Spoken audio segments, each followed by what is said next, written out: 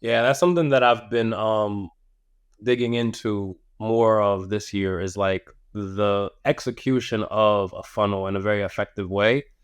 Yeah, It's not my favorite thing, if I'm gonna be honest with you, but I do understand that it's important to have. So yeah. figuring it out.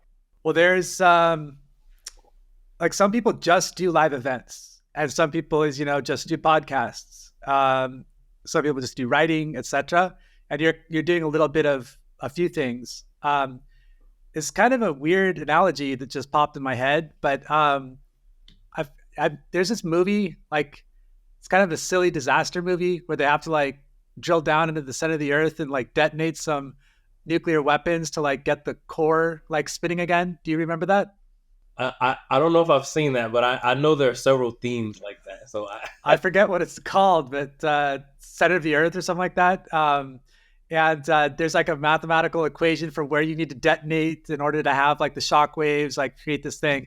So that's kind of what I was thinking about as far as like what you're doing. It's like you've got the events, you've got the podcast, you've got your writing and whatever else you're providing or participating in, and then it just keeps people not just in that ecosystem, but like increasingly engaged in that ecosystem. right. So that's kind of the thing. And I think in a weird way, it really is like it's not zero sum as it might think either. Because like a lot of people are saying the same thing. But it seems like the appetite is limitless because we're all growing. So if as long as you're attuned to who you are, what you want to do, because if you're doing what you want to do, you're going to be fairly competitive, difficult to emulate, able to persevere to the degree at the degree to which you'll need to. Um, so all that stuff, I mean, I see it as kind of a win-win. Oh yeah, it's been rewarding. I think my reflection of 2023 coming into this year was that I was giving a shared effort to so many different projects, and in 2024 I want to have more of a focused effort on fewer projects. So one of the things that I've been working on within the last 2 weeks is telling people no, which I didn't realize was so difficult because I'm constantly in a mode of I'm ready to help out where it's needed, right? So if somebody comes to me, they're like, "Hey, I want to collaborate on this," or "Hey, I want, can you do this?" My default answer is usually yes. Yeah. But I'm reading this book right now called The 12-Week Year, Okay. and it talks a lot about like having these kind of like guardrails in your focus where if that thing does not align to what your goal is, then it needs to be pushed down in the list of priorities. So I've had a handful of people within just since January 1st come to me. They're like, "Hey, do you want to collaborate on this, or can you do this?" And I'm like, I have to like temperature check this to see, is it moving me closer towards my goals, or Right. is it distracting me from my goals? And it's liberating because I'm not saying yes to so many things, but I feel like this tension of, am I going to disappoint this person by saying no? Like I'm not going to be a part of your project. Yeah. It's not like a permanent no. That's just Not now. right in this moment. I'm not saying yes to this. So I'm getting used to that. That's but it's an interesting thing for me, certainly. Yeah. No, I share that.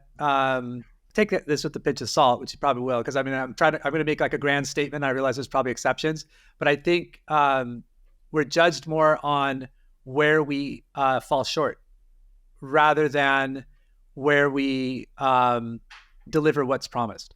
So if I don't have something that you deliver and then you deliver it, I'm like, oh, Rahkim's awesome. Like, yeah, I'd recommend you and all this sort of stuff.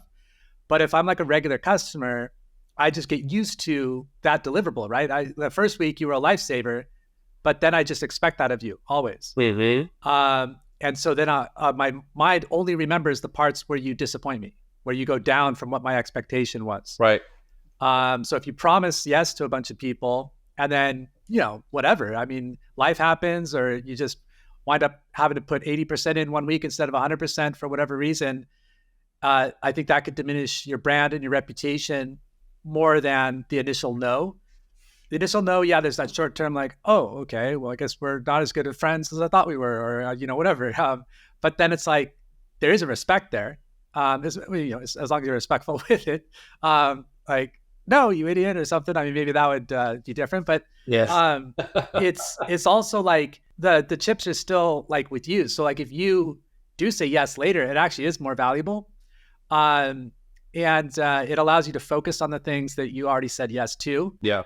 Yeah. I'm realizing that. And I'm very careful about how I say my no. It's not just like no. Like, usually the phrasing is exactly what I shared with you. I have to check to see if this is aligned with what my goals are for this period. And if it's not aligned, then I can share that. And if it is aligned, then I can feel comfortable moving forward. But I realized through a mentor of mine, and also just kind of through self-reflection, that I am a natural kind of creative. Like, I like to start new projects, and um, it's not with the intent to monetize necessarily that drives me in the completion of those projects, even if that is a goal. But it is the satisfaction of bringing that project into fruition that I get the most joy from. And so I'll start all of these different projects, and then it becomes like, okay, like, when is this going to be done? When is this going to be done? When is that going to be done? And while all of that is happening as distractions, because I might have like a central core goal that I'm focused on, other people are asking me to jump on their projects. And so I think my default speed is, okay, well, let me get this out of the way for them really quickly, and then I'll have all the time in the world to come back to my project. But that's not true. You don't have all the time in the world. And I realized, like, in this year, for me to hit my goals in my business, in my personal brand, I need to be very focused and very selfish on the time that I allocate towards accomplishing those goals. And that once those goals are checked off, then I can be available to other people. But it's like that concept of putting on, the mask with the plane, putting on the safety mask, or Oh yeah, before you go and help somebody else. And that's the learning curve. So I in the 2 weeks that have passed through this year, like you said, I feel initially bad, but then I feel really good because I'm not burdened by, all right, I got to worry about meeting somebody else's deadline or somebody else's expectation, or delivering on this deliverable. I can focus on what is important to me. And I have felt like I've had a lot more time because of that to focus on the things that I need to focus on. So, yeah. um, like you said, it's a good day I like that. It's a good day to learn this lesson. I just realized something listening to you. I don't think I had an idea often when I have difficulty saying no, what my goals are. Like that the term like having your North Star. Mm-hmm. I think that helps align because, like you said earlier on, if it's serving your mission, if you will, then it's a little easier to assess if this a benefit or is this a distraction or a burden.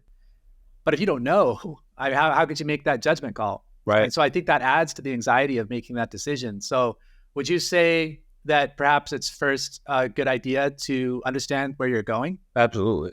Having a very specific idea about what your North Star is or what your goals are, because generally I knew what it is that I wanted to accomplish. And sure, from a certain perspective, any project that kind of sounds like it would fit into that goal makes sense, right? So let's just say, for the sake of this year, my number one goal is financial. I want to hit this number in revenue. Somebody comes to me and says, "Hey, I have an affiliate program that speaks the same language that you do, right? It's around financial education. It's around financial wellness. Do you want to be involved?" From a certain perspective, I can say, well, yeah, that is aligned to my goal because I can make money off of this.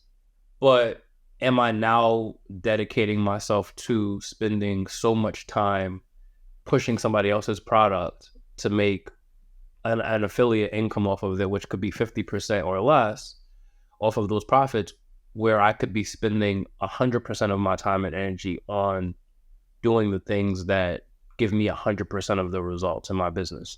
And I think it's a delicate balancing act because certainly collaboration is key. Like, there's an analogy that I've heard, you can have 100% of a grape or you can have 25% of a watermelon, right? Like, getting more from the watermelon than you are from the grape. And so I'm conscious of, well, yes, if I can make money and spend less time on what outcomes look like, and I could get 50% of that versus 100% of nothing, that makes sense. But for me, being very specific in what goals I want to accomplish as a financial counselor, as a financial therapist, as a writer, as a speaker, like those are kind of like the core pillars of my business model. And so pushing somebody else's product doesn't move that needle for me in terms of business development in those ways because I'm happy to refer to their framework. So yeah, I mean that's kind of the real life scenario. Uh, I am more focused this year on making sure that the top revenue generators for me are in financial coaching or B2B consulting on the topic of financial wellness through speaking, and introducing financial therapy to people as a different service. But it's an emerging field, so getting people to kind of know what it is and that's something that I offer. You say emerging field, but you're the first person I heard it from. Are you the originator of it, or are there other people in this space as well? Yeah, there are a ton of people in the space. Okay. But I mean, that's relative, right? So I think financial therapy is just under 30 years old, probably in the range of 20 to maybe 25 years old. And so that's most of my life that it's around. But it's kind of existed behind the scenes, very much in the realm of academia, and there are practitioners who kind of incorporate it into their work, but it's still being defined. And so some of the conversations that I've had with other financial therapists is like everything that we do is pioneering, like everything that we do is new. What's interesting about financial therapy for me in that I stumbled into the field, first of all, very much by accident, but also I'm a very public facing individual with my brand, right? So if I'm talking about financial therapy in my Forbes column, more people are gonna hear financial therapy for the first time. They're like, what is that? So part of the success that I've had in kind of the field is bringing forward financial therapy as a true discipline and amplifying the work of people who have contributed to the field before me, while of course introducing my own spin and interpretation to how financial therapy is important and how that shows up through the lens of my lived experience tied into the education and the practice really with other people. I see. Writing for Forbes, do you have to change any of your kind of structure or the way that you would write in order to fit that brand, I suppose, going back to what you talked about when you make a decision on whether or not to collaborate with someone? Or do they pretty much give you free reign where you can just write for them as you would for your own blog, let's say? That's a good question. It's kind of a combination of both. So they give me free reign. Like if I can publish whenever I want to, I don't have to send it by an editor or anything like that. Nice. I have an editor that I work with, and I will send my editor my articles after they're published, and he will give me feedback. Like he'll say, "Oh, maybe you could change the title this way, or maybe you can change the structure this way." Like usually the edits are very light, and they're more formatting error edits than anything else. So where I might have a style of using commas and semicolons in a certain way, Forbes style guide may require something different. Right. So, but I think that, to the other point, I'm conscious of Forbes audience, and I have my own sensitivity to what may get some pushback. And so to that end, um, because I'm going into it as an experienced writer, I just kind of know the areas that I won't touch and where I will have kind of more freedom in my expression on my own like newsletter. There's certain topics that I'll say, you know what, this is a newsletter topic. The way that I'm going to talk about this, I don't want any edits. Versus, like I said, understanding Forbes audience, I'm going to structure it in a more favorable fashion to what their audience is looking for. Yeah, that's interesting. Choosing, it's almost like choosing a language, like choosing which audience or which platform you want to communicate through.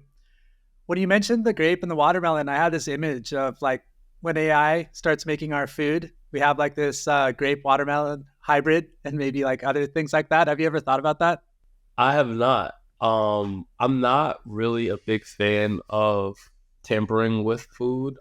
So I do know that um, certainly, particularly with produce, there has been domestication of certain varieties of foods that we eat that we don't know what the true like bananas. Like bananas have been domesticated in a way that we have now bananas in the way that we eat them. Right. My understanding is that the original bananas had seeds in them, many seeds in them, and so it's interesting kind of as time goes on because I think like the generation of kids who are growing up now are experiencing foods in a way that we haven't, like seedless grapes, right? Like when I was growing up, grapes had seeds in them. Now they don't. It's very hard to find grapes that have seeds in them, or watermelon. So like we're Right. the same thing, right? Yeah. Watermelon now in the stores mostly don't have seeds, and if they do, they're not viable seeds that you can plant. Um, and so it's interesting to kind of see, and even kind of um, like remember back to a time when tomatoes tasted this way, or watermelon tasted this way, and I have friends, and I've traveled internationally. I have friends who've traveled internationally, certainly more recently than I have. And they're like, the quality of food in different countries is very different than the quality of food here. And when we're speaking about produce specifically, it's just so interesting to see what the quality of food, like in terms of taste, looks like in other countries versus in the US, or even within the US, because I garden, what the quality of food tastes like when I grow it myself versus grabbing it from the grocery store. And I would guess it tastes a little bit better Way better. when you grow it yourself. So don't know. Way better. I think some of that has to do with the fact that I grew it. So it's just like, oh man, like I watched this, thing. Positive bias. Yeah. But there is definitely noticeable differences. Like I think tomatoes is a really good example. I grow tomatoes every year, and some seasons I have great seasons and some seasons I don't. But it's just always so much of a joy to eat a tomato that I grew versus a tomato that I buy from the store. Well, going back to the reasons of why you're doing something, what I understand could be wrong, but with the modification of, let's say, tomatoes in the U.S., they were trying to make them tough so they wouldn't crush. I guess the problem was with like truck delivery and stuff, truck transport, they'd stack crates and whatever is a little bit rough, and they'd just be like, ragu instead of like tomatoes anymore. And so when I went, my experience was in Italy, like a little corner store had a tomato and like my eyes watered. It was so delicious. I was like, what's all this flavor I've been missing out on? Because our tomatoes were bulletproof. Like they're meant to like stop bullets basically. I mean, like not being crushed, super tough. And so it's like the reason there might be a little deviation from what humans' food should be. Like maybe our food can be crushable. Like maybe we should think of a different solution there. One could argue. And so I think maybe like taking out the seeds could be a good decision. However, do we adequately understand what the seeds contribute? Because there could be some sort of nutrition. Like when you start tampering with things, I think with everything, there's a cost benefit, a plus and minus, and you don't always know the cost incurred with that decision. I'm thinking of this. Have you heard of ayahuasca? Yes. There's another, I don't know what you call it, like a root or like an herb called Iboga from Western Africa, I believe. and the shamans there use it for similar kind of procedures or experiences, and it like kind of can take the mind on a journey, and you wind up healed or better than you would by being on a prescription medication for a long indeterminate amount of time. And so I think in the West and certain areas, they uh, packaged that and called it, I think, ibogaine. I'm not sure if the pronunciation is right, but they basically took out some of the ingredients because of the way that it's classified. Like that would make it, I believe, like legal. But then in so doing, they made it less like effective holistically because, surprise, surprise, nature knew best. And so it's just interesting because I like the fact that we can fly in airplanes, and nature said that, maybe we're not supposed to fly as monkeys. But at the same time, it seems like it gives us these minds that allow us to invent things that can help us fly. But those minds sometimes get us into trouble at the same time. Oh yeah, definitely. I see that in almost every area, right, that we touch. Microwave, as an example, certainly speaks to convenience, and I think all of what we've discussed speaks to convenience, like giving us more conveniences. Seeded grapes are inconvenient, right? Like you got to spit out the seeds. I mean, some people eat them, but most people spit out the seeds. But like you said, there's that trade-off, right? And as somebody who is learning about gardening, it's quite disappointing to me that there's so much produce that have sterilized seeds, because in order for me to get viable seeds that I could keep using over and over again, I have to like buy them separately. And I think that certainly is kind of a symptom of capitalism and controlling the flow of food, right? But it's like you said, it's the trade-off. So I think these skills and the ability to reflect on what is the trade-off in looking for convenience, like using the microwave, is something I try to avoid doing, because while yes, you can warm up food and water a lot quicker, what is the health implications of using the microwave over X period of years? How is it kind of neutralizing or eliminating the benefits of the food that you're eating? And so is there nutritional value in food that you microwave, or food that is specifically created to be microwaved? And the list goes on and on and on. So Right. I own a microwave. I'm ashamed to say, but I do attempt more often than not to use alternative methods to rewarm food. Yeah. And that is kind of like my contribution to my future self, right? Like, okay, I'm gonna limit the microwave exposure in my food. Yeah, that's interesting. And I read or heard that there's like information in our genes that gets stored for like a while, for multiple generations. So like decisions you make now, your distant relatives could be benefiting or paying for.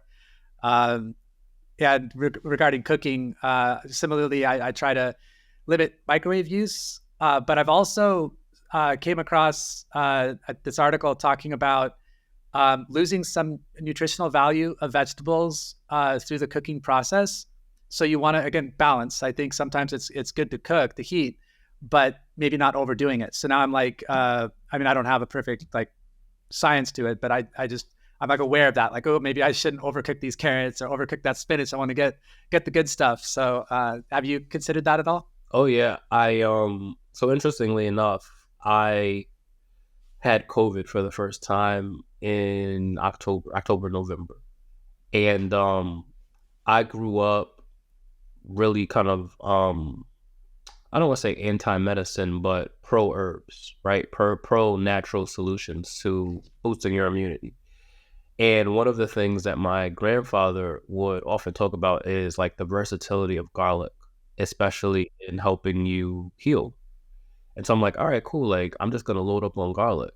And so I'm taking garlic cloves and I'm crushing them, and then I'm putting them into this soup that I'm doing, like this broth that I'm making. And I'm like, I'm just gonna eat up a bunch of garlic. And then I read something similar to what you read, that garlic's natural kind of antibiotic features are activated by crushing the garlic and allowing kind of like the reaction of the air to whatever the chemical that exists within the garlic, but you take away from the effectiveness of its ability to help heal by cooking it. And so, like, if you are going to cook garlic, then you should probably like add it last and don't overcook it, like you said. Like, you're not cooking the garlic into the dish. You are just allowing the garlic to get warm in, whatever. Like, so in my case, it was the broth or the soup. Or you're, better off eating the garlic raw, which it's not easy to do, right? Like eating garlic raw for me, like it burns my tongue. And Exactly. I could do like 1 or 2 cloves and then, or whatever the segments are. And it's nice because it's like this kick, but something happens. There's some kind of chemical like reaction, like a mercury switch kind of thing, where I think it's around the third little wedge where all of a sudden like something activates in my like mouth. It's like, like, it's almost like when you get a hit of wasabi or something. yeah, yes, definitely, definitely. Yeah. But it's also addicting at the same time. Like it's like this love-hate relationship with garlic. Yeah.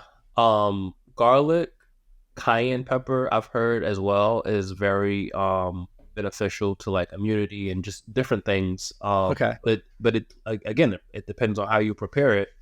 And whether or not you're cooking out that benefit. So yeah, spot on with that. I'm conscious of the things that I eat, and certainly, I mean, in instances where I'm not looking for the immune boosting properties of garlic, then I'll cook it all the way in like sauces or other meals because the flavor of garlic is also nice.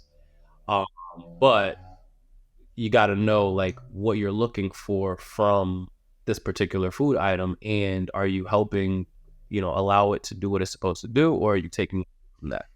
So to map that to our previous conversation, once again, you have your North Star. Am I using the garlic for its texture, for its nutritional benefits, or a bit of both? And that helps you make the decisions for how you're going about the dish. And so similarly, when you're looking at a collaborator, you think like, am I using this for its texture, its nutritional benefits? And then you can hopefully better gauge your decision-making there. Absolutely. Could you talk a little bit about your role as a mentor at the University of New Haven and what your role is there? Yeah, so I was approached so they have a micro MBA program which is newer, and I was approached by one of their outreach people, and I'll be honest, I was not initially interested. It's kind of like it's another thing to do, right? And in sharing my nature of saying yes, Yeah. like what is the investment in time of this so that I can manage expectations on both ends, mine and theirs. And really, what their goal is to promote the micro MBA program, which is a series of classes that kind of mirror the full MBA program.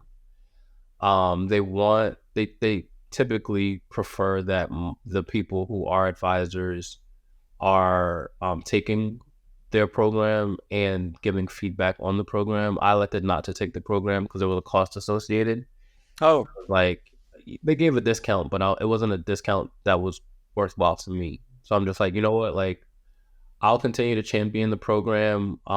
If they'll pair me up with somebody who's going through the program to kind of help them with like real world experience based off of the different courses that they offer. There's opportunities to speak, going out into the community and sharing some of the benefits of the program, and even using the platform to build relationships and network outside of that, right? Like, how is this going to enhance my own brand? So, to your point, looking at what is the North Star and how can I use this to my advantage, while also benefiting them, was a big part of the decision making process. And where I decided that I wasn't going to take their course, but I'll continue to champion their program. That's kind of how I landed on that, and it's been a very low lift. Like I think their expectation is like 2 or 3 meetings a year. okay. So we haven't had any meetings yet this year because the year just started. Right. 2 to 3 meetings. They're all the first 3 days. But it's kind of cool, right? So I don't have an MBA, so I was very, I don't know if impressed is the word. Honored? Flattered, yeah, I was Oh, okay. flattered, honored, yeah, by them approaching me, and I think it kind of speaks to the work that I have done in my own business. And I don't even remember how they discovered me and my work, probably through Forbes.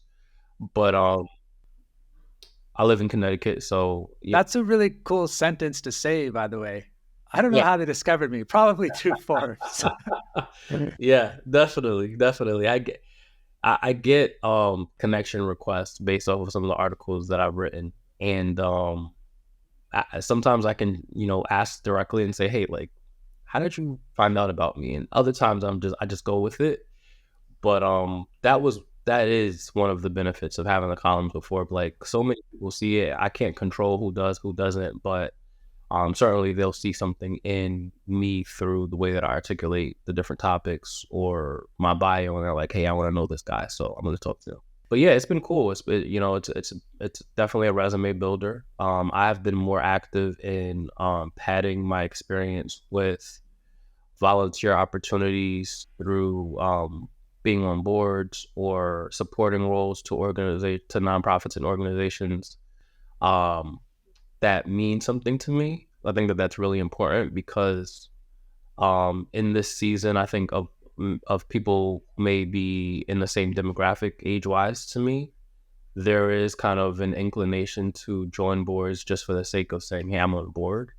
Right. But for me, if I'm going to join a board, like I have to like agree with the mission. Like, it has to resonate with my values, and not just, oh, this is an opportunity that sounds cool. So I'm on one board now. Outside of this, this is a board advisor role. And I'll probably look to join another board this year if an opportunity presents itself for the two organizations that I'm looking at. Could you talk a little bit about your authority and the financial space? I know you started as a teller at Bank of America way back when, and then worked your way up the ranks. Could you talk a little bit about how you became a voice of authority in this space? Yeah, it's an interesting journey to kind of reflect back on, because I don't think that I started or even realized that I was building authority in the space specifically. Um, like, it wasn't my intention at all. I started working in banking because I needed a job, and through that, I realized that there was a lot that I did not know about financial products and services, and personal finance as a whole. Yeah. So, of course, you have to learn how to sell the products and services of the organization that you're working for. And so that was kind of like the learning curve in the banking world. And most of my clients earlier on were what we considered mass affluent. So that means that they had money, right? A lot of times they were preferred customers because of the balances that they kept, or private clients, or wealth managed clients.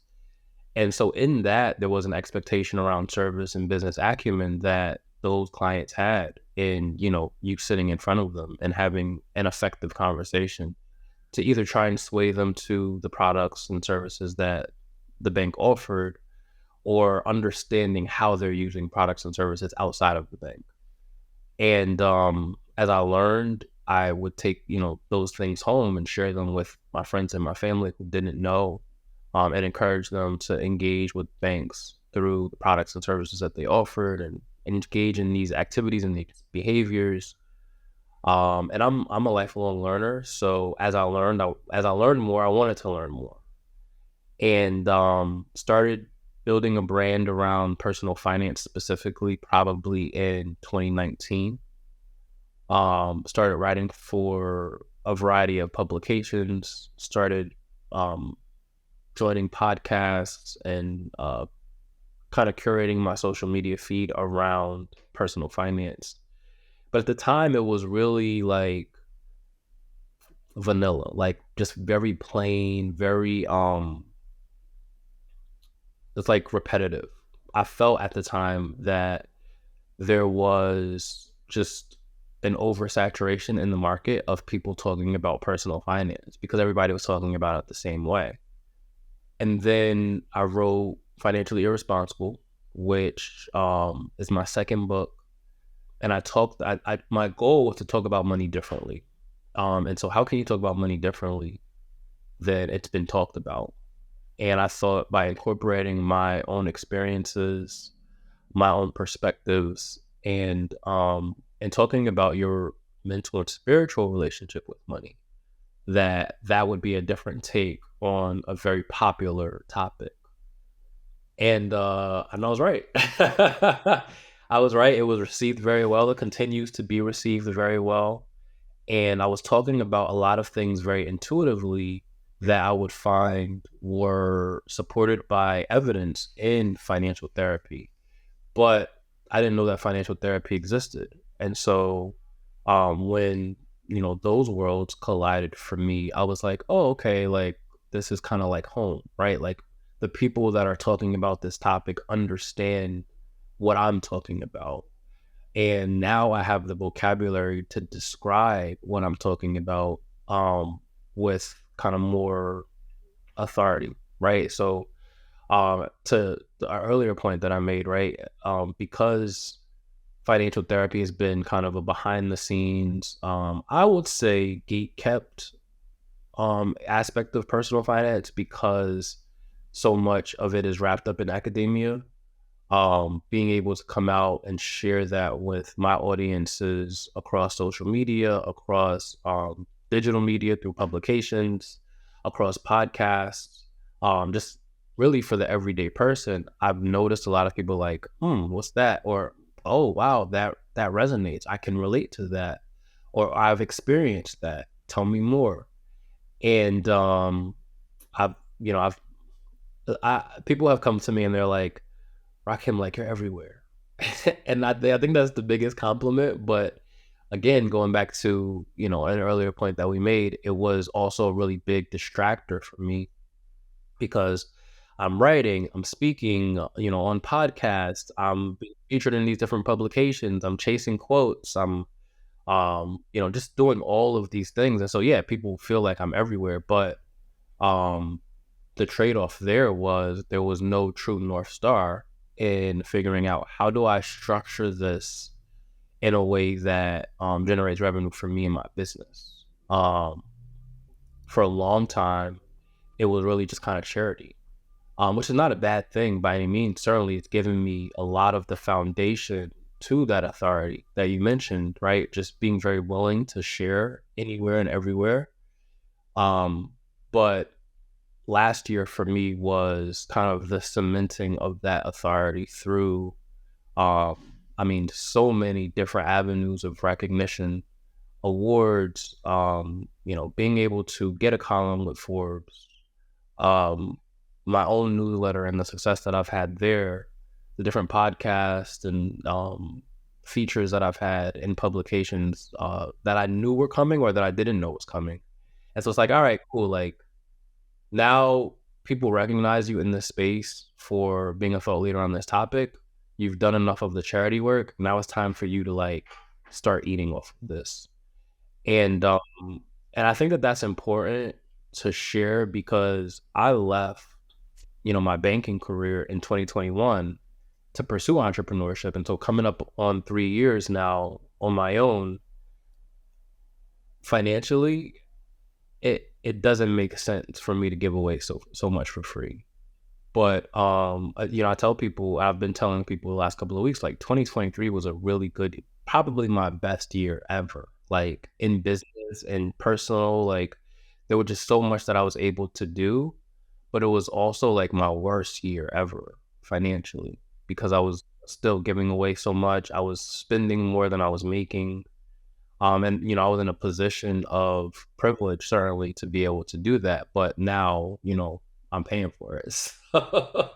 Literally and figuratively. So, I think that kind of brings it all home when I talk about this, like, laser focus on what is pushing me towards my goals. Part of that is the realization, but also part of that is out of necessity, right? If I want to continue to maintain my lifestyle in the way that I've grown accustomed to over the last 3 years.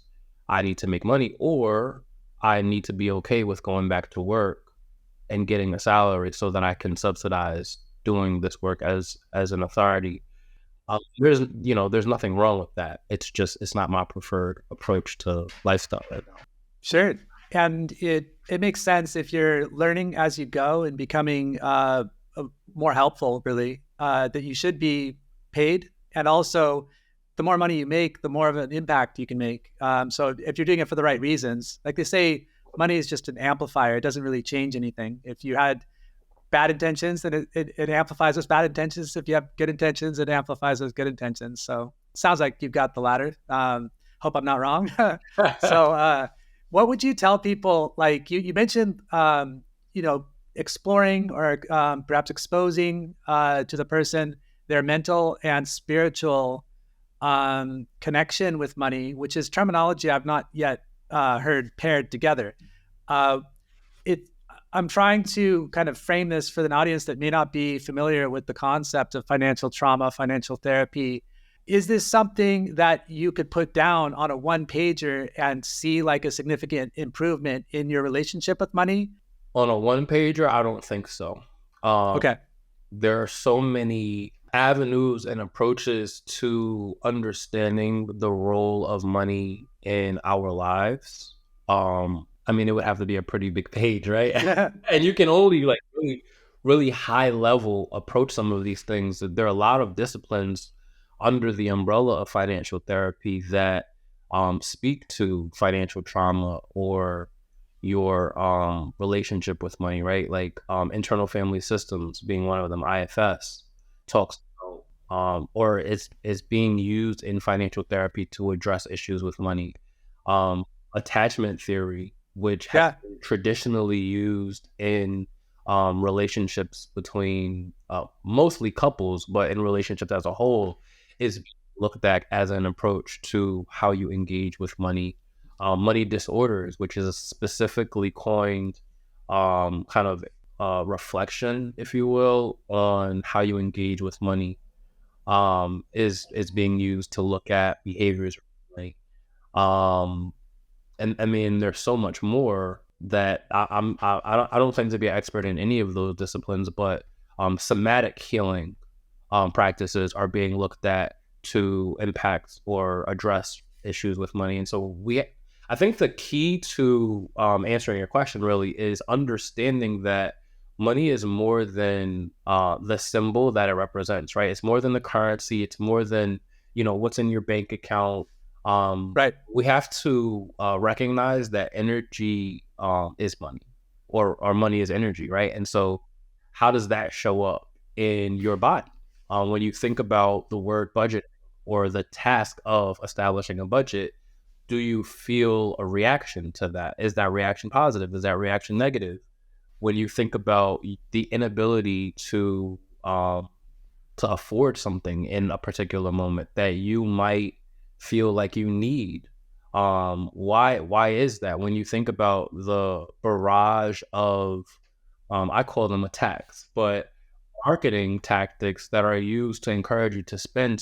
You need this, you need this, you need this now, you need this yesterday. How are you combating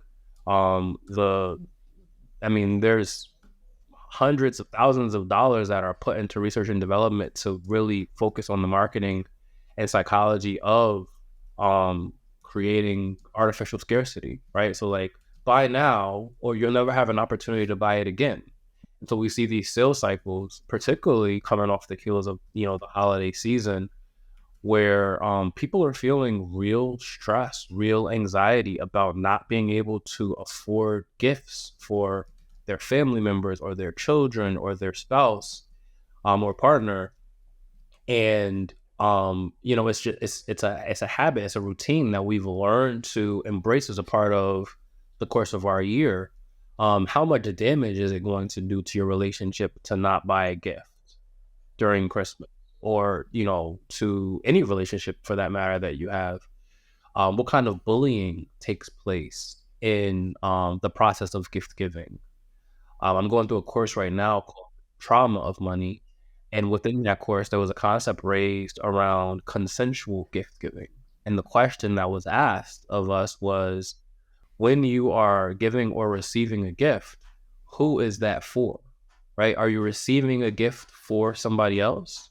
Are you receiving a gift for yourself? And inversely, are you giving a gift for somebody else? Or are you giving a gift for yourself? Well, on the surface, it might seem like, well, yeah, if I'm buying somebody a gift, I'm buying it for them. But what are your intentions tied into that gift giving? Do you expect that because I spent over $100 on this gift for my partner, that my partner in turn is going to spend over $100 in giving a gift back to me? Or is gift giving used as a manipulative tactic to say like, oh, well, I gave you a gift, like, later on I'm going to be expecting something from you in return. Or if you refuse to give a gift. So I talked about this practice within, the corporate setting that I wasn't really a big fan of, where, the coworkers would all gather and they're like, oh, let's pull our money together to buy a gift for our boss. Whether you liked the boss or you didn't like the boss didn't matter. There's this peer pressure of, well, everybody's buying a gift, so I got to contribute, whether I have it or I don't have it. Some people feel real anxiety and real stress around that practice. And so the practice of financial therapy, as I understand it, is to help people feel better about the decisions and the behaviors related to money, within their own dynamic or their own world of navigating those money experiences. And there's such a spectrum that exists when it comes to the relationship that individuals have with their money, um, as a means for control, as a means for safety, as a means for power. And when you look at people who experience poverty, and what money represents to them, people who have experienced wealth or who maybe haven't experienced wealth but have never wanted for anything, what does money mean for them? Does it represent status? Does it represent power? Does it represent control? How do you feel when you are overwhelmed by debt and you can't pay your bills on time? Is there a tie into your self-esteem?